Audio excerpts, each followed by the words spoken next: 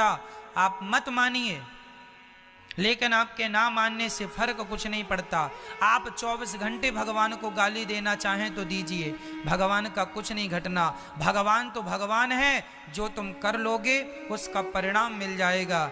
भगवान तो करुणामय है। एक बार भी कोई पाप करके एक बार भी कह दे कि नाथ मैं आपका हूँ, भगवान सारे पापों को भूलकर भक्त को गले से लगा लेते हैं।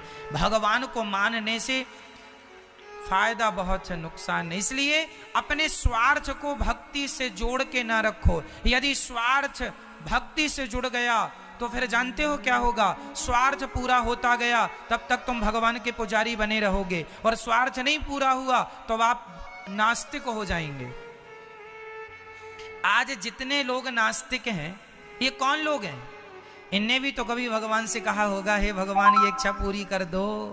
भगवान ने नहीं की होगी, अरे अब तो भगवान है ही नहीं, नास्तिक हो गए। और कर देते तो जय भगवान जी, जय भगवान जी, जय भगवान जी। स्वार्थ लाग करें सब प्रीति, सुर नर मुनि जन की यह रीति। इसलिए भगवान की भक्ति करना है, परंतु शर्त है निष्काम करना है। क्या करना है? जोर से निष्काम। इसलिए निष्काम भक्ति सर्वश्रेष्ठ भक्ति है। निष्काम भक्ति ऐसी है कि खाने को चकाचक है तो भी मैं भगवान का हूं, और भूखों मर रहा हूं तो भी भगवान का ही हूं। मुझे भगवान से नाता तब भी नहीं तोड़ना जब भूखों मर रहा हूं, और नाता तब भी नहीं तोड़ना जब मैं धनवान हूं। अरे स्थितियां परिस्थितियां तो बनती बिगड़ती रहेंगी, पैसा तो ईश्वर की कृपा से मिल ही जाएगा। सुदामा गरीब थे तो क्या उस गरीबी में उन्होंने भगवान का भजन छोड़ दिया? आज कोई सुदामा जैसा भक्त हो तो वो जरूर कहेगा, वाह भगवान मैंने तुम्हारा इतना भजन किया और खाने को रोटी भी नहीं दी तुमने।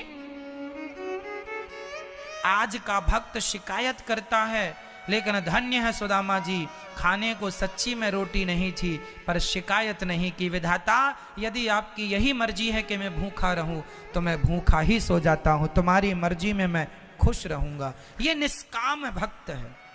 ये क्या है मेरी मां? निष्काम। और जब भक्त निष्काम होता है ना तो फिर भगवान देते ही हैं। सुदामा को क्या नहीं दिया भगवान ने?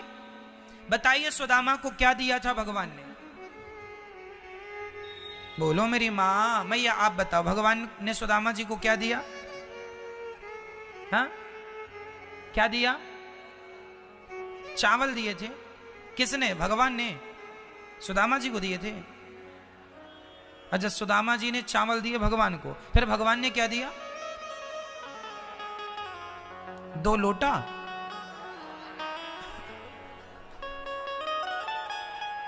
दो लोकों की संपत्ति दी। अच्छा, सुदामा जी ने 2 लोकों की संपत्ति पाई, इसके बाद भी और कुछ दिया है। याद करो, हमने बताया था कथा में, क्या दिया था? क्या? मैं ये बताओ क्या? जवानी। चूंकि सुदामा जी बुढ़े थे, और बूढ़े आदमी को आप राजा बना दीजिए तो राजपाट का कोई सुख तो भोग नहीं पाएगा क्योंकि बुढ़ा है। इसलिए भगवान श्री कृष्ण ने सुदामा जी को जवान कर दिया था। 20-22 साल के छोरा हो गए थे सुदामा जी।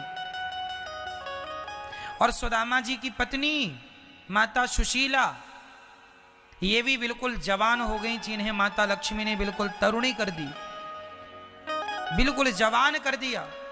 और इन्होंने देखो, भगवान यही कहते हैं, योगक्षेमम वहाम्यहम्, मैं तुम्हें धन भी दूंगा और मैं ही तुम्हारे धन की रक्षा भी करूंगा। मुझ में विश्वास करके देखो। जवानी दी, धन दिया और उससे रक्षा की। भगवान देंगे, विश्वास रखो, सब्र रखो। क्या रखना है मेरी मां? विश्वास रखना है। और भक्ति कैसी हो? भगवान से मांगना कि भगवान को मांगना? बोलो कौन सा सही है? भगवान से मांगना या भगवान को मांगना? भगवान को मांगना, भगवान को मांगना, भगवान से नहीं मांगना। तो गोपियों ने भगवान से क्या कहा? मैं आपसे मांगने नहीं आई, मैं आपको मांगने आई हूं, मैं आपसे प्रेम करती हूं, आपसे कुछ चाहती थोड़ी हूं।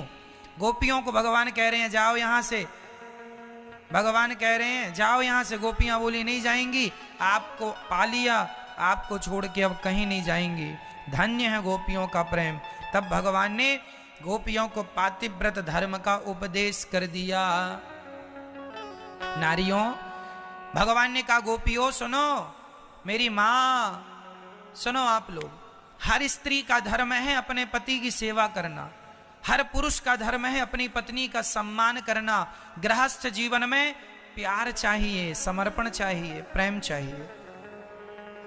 गृहस्थी में क्या चाहिए मेरी मां? प्रेम चाहिए। अच्छा, प्रेम से भी ऊंची एक चीज है जो कि चाहिए, बताओ क्या?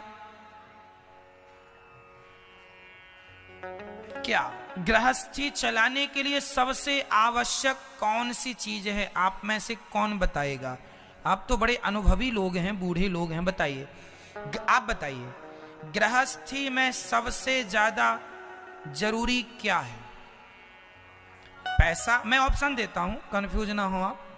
सब लोग बताएंगे, मैं ऑप्शन दूंगा। सही उत्तर दे दिया तो आप 7 करोड़ रुपए जीत जाएंगे।